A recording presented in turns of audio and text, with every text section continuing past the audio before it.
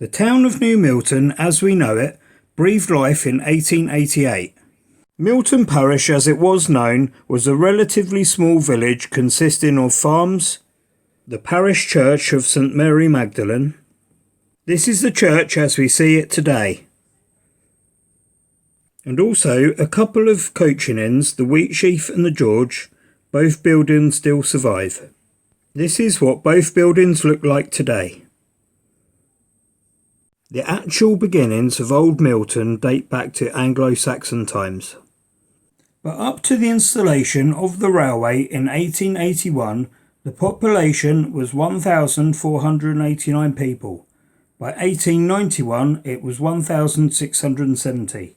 When the new railway station opened in 1888, it changed everything.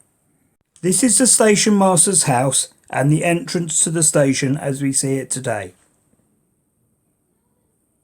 From the humble village in the 1800s with less than 2,000 residents, the town grew to around 25,000 by 2011. So, what was it that caused this incredible growth into a successful and thriving town that we know and love today? Well, it all started when in the 1880s, the London and South Western Railway extended their line from Southampton to Bournemouth and Weymouth to cash in on the Victorian seaside holiday boom. Initially, this proved troublesome, as a series of landslips along the route caused several deaths during the construction of the line. Building of the local station master's house was finished in 1886, and the first trains arrived in March 1888. From 1895, a new sub-post office opened. In 1886, the owner, Mrs. Newhook, decided to avoid confusion with the old Milton post office, which can be seen here in the left side of the photo. She named her post office the New Milton Post Office. This image shows the original site of the New Milton Post Office at the far end of Station Road. To the left hand side was the post office with Fred Keepin's garage on the right. The photo shows it just after Fred Keepin took over both shops. This is what it looks like today. A railway official looking to name the station in 1896 stated that if New Milton was good enough for the post office, it was good enough for the railway, and so New Milton was born. One of the founders of New Milton was a man named Hugh Wyeth. This is a rare photo of his house, which was situated at the crossroads on Station Road. This is what the area looks like today. Hugh had the foresight to see an amazing opportunity on the arrival of the railway. In the early 1900s, he built the Milton Hotel. The onward practice now sits on the land where the Milton Hotel once stood. He also built a hall used for concerts, meetings and dances. In 1900, the quickly growing town required the building of New Milton's most famous landmark, the Water Tower. This is the famous water tower as it is seen today.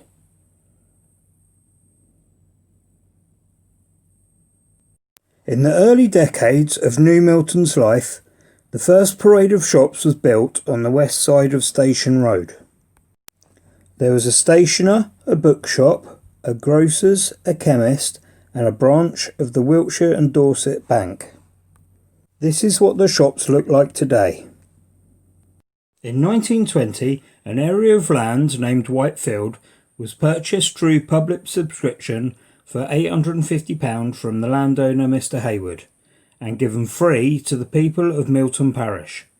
It was renamed into the War Memorial Recreation Ground in memory of the 83 World War I and 143 World War II local casualties. This is the War Memorial Recreation Ground as it is seen today.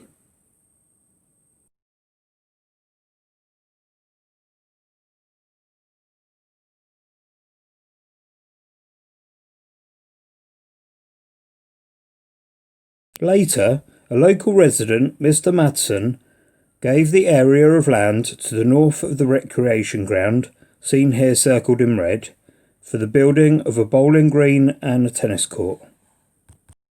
This is the bowling green and the tennis courts as it is seen today.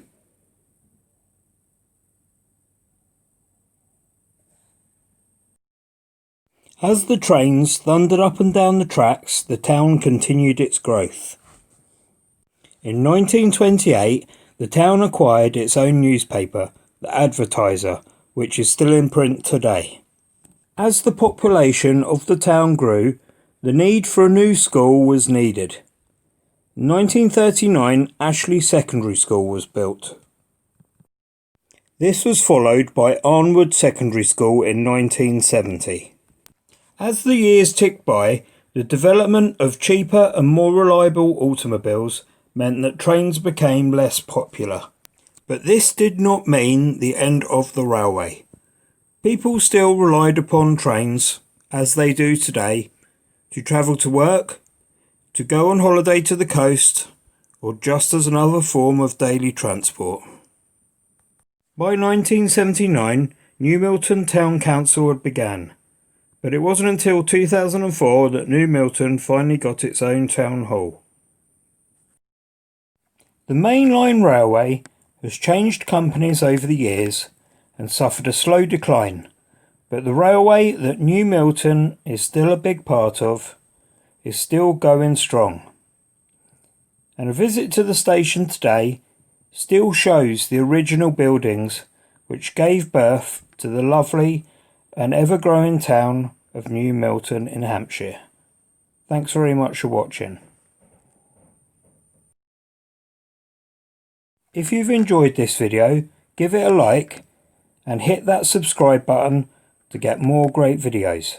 Thanks very much.